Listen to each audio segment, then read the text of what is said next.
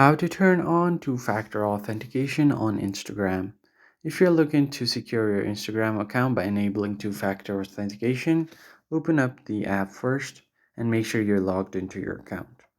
Now, once you are logged in, you can just go ahead and tap on the profile icon at the bottom right. Then, simply tap on the horizontal lines at the top right. You'll land on your settings page. To access your account settings, head over to Account Center.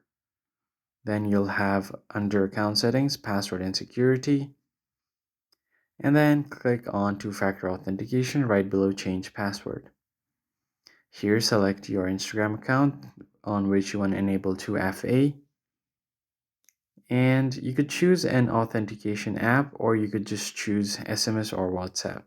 So if you choose to continue with the authentication app, you could use a authentication app like Google Authenticator, or you could just go ahead and enter your phone number on SMS or WhatsApp.